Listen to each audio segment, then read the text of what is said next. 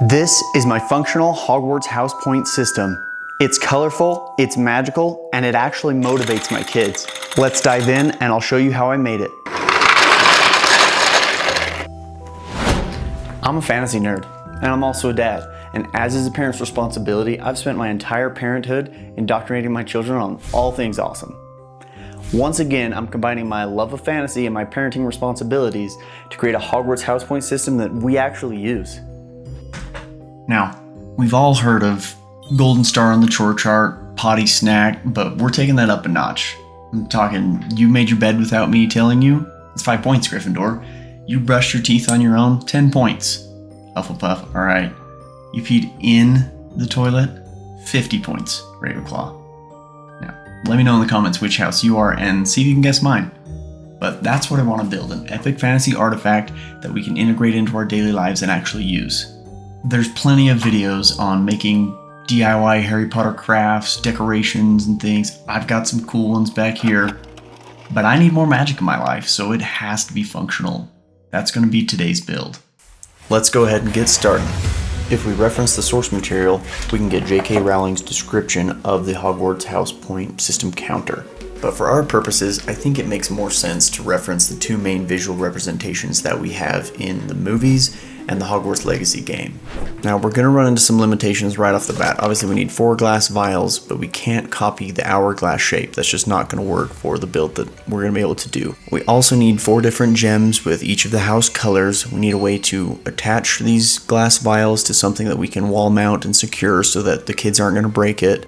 We need to be able to add gems, remove gems, and since we aren't using the hourglass shape, we are going to need a place to store the gems so the kids can retrieve them when they need them. Before we start sketching this out, I want to place an hour order to Amazon to get some of these materials on their way since we're not going to be building everything. We are going to need yellow gems, green gems, red gems, blue gems, and then also the vial that we're going to use to hold our gems. The vials come in a package of 2, so we'll go ahead and get 2 of those packages and then 1 of each of the gem colors.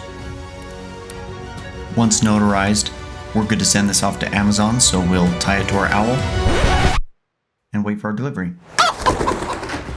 Now, while we wait for Amazon fulfillment by wing, let's discuss the functionality. That's the big element. It's how do we make this work within my family? Whenever the kids do something that's deserving of a reward, their professor will determine the quantity of gems they are to receive, just like the Harry Potter books. Hold up. Professor, you knew when you clicked on this video. This guy homeschools his kids. They're then able to retrieve that gem, place it in the appropriate cylinder, and start to fill up that glass cylinder. Once full, or once they run out of gems, they can then cash in those gems for something at their local Hogsmeade, aka Mom's Store. We keep 3D printed objects, Yodo cards my kids really enjoy, things like that they're able to select as a reward for filling up their entire cylinder. This system's obviously designed to work best with 4 kids, but it can work for 2 or 3 just fine. So if you've got 3 kids, the best way I've found to do it is to have them to continue as explained with their 3 houses. But for the 4th remaining one, assign that to the family. So whenever one of the kids fills their gem and cashes out, they can then be given 10 gems to contribute to the family's house points. Once the family's house points have been filled, they can cash that out for a family trip or family night, whatever you want to do as a family, but it goes to the entire family. For 2 kids, it would be the same thing, but I would double the amount that they receive once they cash out their own, and then they can each contribute to a separate house system. I'm sure there's other ways that this could be done. This is just the way that I've introduced it into my family. We started as a proof of concept just using cups to store the kids' points, and it's been awesome. If you want to do something similar, I highly recommend using that same proof of concept and just putting your kids' points in the cups. I just wanted to take it that one step further. So let's start our design. We're going to need our cylinders first. Those are going to serve as kind of the base for the entire design. From there, we're going to get our dimensions for everything. So we'll start with that cylinder. We're going to need a top cap and a bottom cap that are going to help hold the glass in place. Obviously, we're dealing with kids. We don't want it to break on them. We'll need to build a little chute for those gems to come down, and they can collect in the vial. Now, in order for them to collect, we got to be able to stop them flowing. So we'll need to build in a sort of gate at the bottom. And we'll probably want to build that into a base that also holds the bottom of the vial so that we can open and close this gate. Whenever the gems are filled, we'll open it, dump them out into a box at the bottom. That makes sense. Have a collection box at the bottom, and that gate can be pulled in and out. Okay, with that design, I think we have everything we need to get started. And Ooh, that'll be delivery.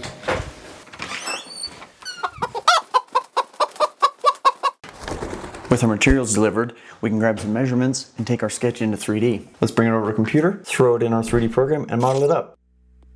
The gems will come through the top 3D printed piece into the vial, be stopped by this gate that can then be removed to drop the gems down through to the bottom into our storage bin that we're going to create. I've modeled this hole in the top that's going to receive something special that I'll reveal later in the video, but for now, I think we're good to send these 3 pieces off to the printer.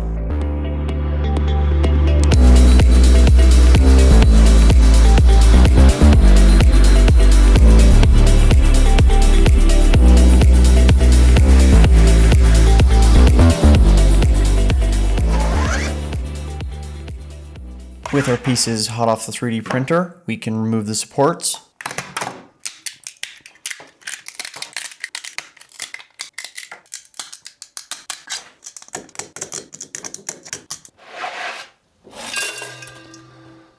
Assemble.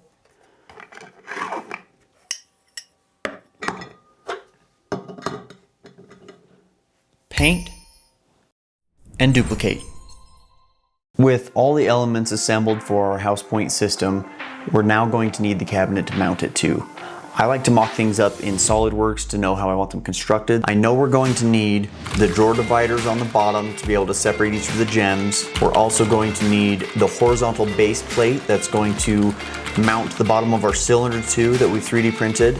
We'll need the vertical back plate that's going to mount the top of our cylinder too. And then I think we'll just add some decorative elements to make it fit inside the wizarding world better. Now, I obviously went through many more iterations than what you see here, but I'm pleased with this design. So let's go out to the shop and get started building. Out to the shop, gonna build some stuff. If you're wanting to build this yourself and you don't have a hoarding problem with old scrap pieces of wood, you could easily go to a box store and pick up some small sheets. They've got some craft pieces you can use. I'd recommend that. I just have some on hand, so I'm gonna go ahead and grab some of the 3/4 inch plywood that I've got. I did have to pick up a sheet of 1/2 inch plywood, and then I also have some hardwood, some oak planks we're going to use.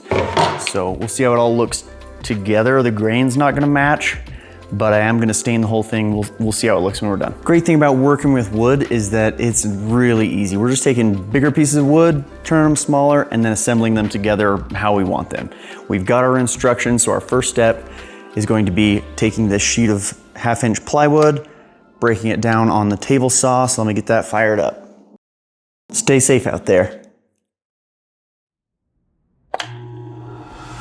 One major benefit of using SolidWorks is we can then generate drawings from our cabinet model. So I'm going to be using these drawings in the background while I build out this cabinet. I do like to make it easy for myself when I'm building, so I've broken it out into kind of the various cuts I've got. We're going to start by taking our 3 1/2 inch pieces and cutting those out of that 4x8 sheet. We're gonna start with the back piece, then the bottom piece, and then we've got the drawer dividers or drawer box dividers. Then we'll jump into our 3/4 inch base plate is what I'll call it. This is what's going to hold the bottom of our cylinder. When it comes to the wizarding world and time turners, I've always thought that if my past self saw a duplicate of myself, we'd probably get along great. I can't think of much better than an extra set of hands working on a project with me. At this point, I'm cutting out the drawer dividers that will separate each of the boxes that are going to receive the gems or store them when they're not in use. And the last 2 pieces we need to cut out are the 2 decorative pieces that will serve as our French cleat system.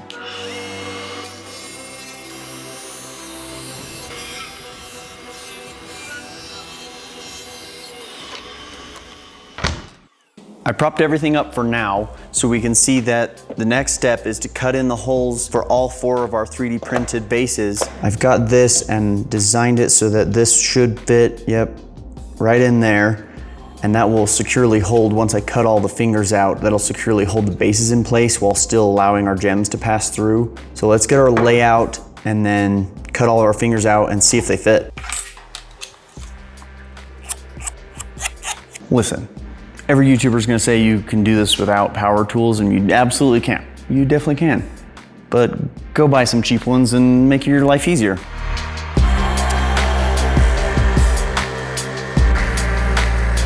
Okay, moment of truth. Does it slot in? Yes, it does. It should sit just like that. Now that we know that our base piece is going to fit, we can then fasten the whole thing together. From there, we'll use this oak hardwood on the top and the bottom to act as our French cleat on top and a spacer on the bottom, and we'll do some decorative work in there and hopefully it'll turn out looking good. I mean, it's gonna look good. For assemblage, I have what I call a dummy block. This will serve to keep me from screwing up on spacing so it comes out looking nice and even all the way across.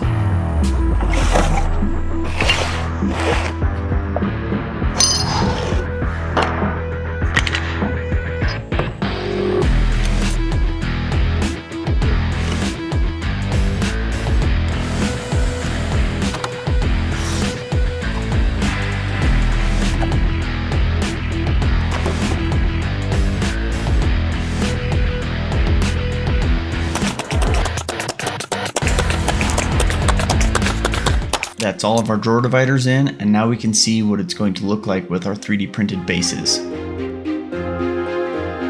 That's everything for the base piece, but better. Okay, now we can get started on the more decorative elements that are going to make this look more like it fits within the wizarding world, and also are going to be our French cleat system to attach it to the wall. I'm just going to set this to the side for now,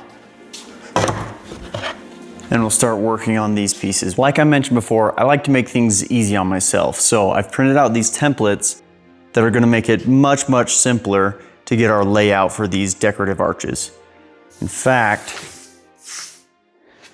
it should be just as simple as, the goal of my design for this has been to make it look like it could fit within the wizarding world. So I've been referencing a lot of Gothic architecture and Gothic carving. The problem with that is I'm not a carpenter and I don't have the skill set to be able to match the vision that I would love to see. If you want to build something similar and you're in the same boat as me, don't worry. You could actually skip all of the arches and carving that I've done with the jigsaw, and you can make it look pretty good and definitely functional by doing something similar to what I've done here. I created a second version that functions just as well, but doesn't require any of the jigsaw or decorative work that we're going to be doing on this one. Now, up to this point, everything we've done can be accomplished with pretty basic power tools, but moving forward, we are going to be using some specialty woodworking tools, especially to add the edge profile that I want to really push this further. For that edge profile, I start with a cove bit, cutting out most of the material. I then switch over to a chamfer bit to give it a little bit more detail, an extra shadow on the edge, provide a little bit more depth. Great thing about working with wood is that it's really easy. Listen, you remember when I said I'm not a carpenter? That has never been more apparent than with what I've done here. So tried to add some decorative work that I thought would be pretty simple, just some holes and some routing to kind of mimic some of the Gothic carving there. Boy, it didn't go well. Did not. There's unevenness all over. Anyways, we're gonna move on. I'm all about finish, not perfect. There's an artist that has coined that term that I'll forever be using because I love the sentiment there is that even when you start a project, you may be doing something that you're not ready to do. It's beyond your skill set, but that's how you grow, right? So we're gonna finish this. It's not gonna be perfect, but it's gonna work. That being said, I'm gonna call the bottom piece carving and edge work done.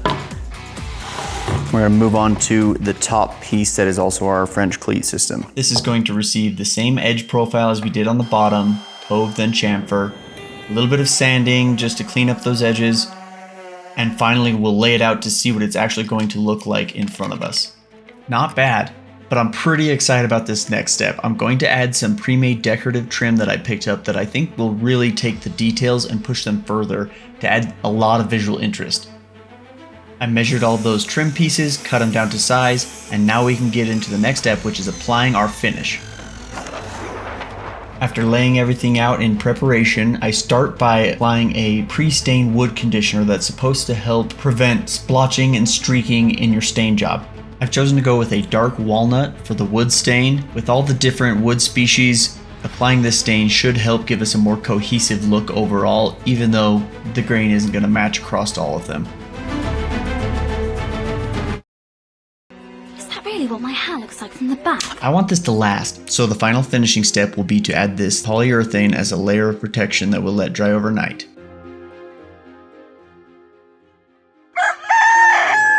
All right, it's the next day. These have had a chance to dry overnight. They're looking pretty good. The last thing we have to do is build some drawer boxes, and then we're ready for final assembly. So let's go ahead and build some drawers.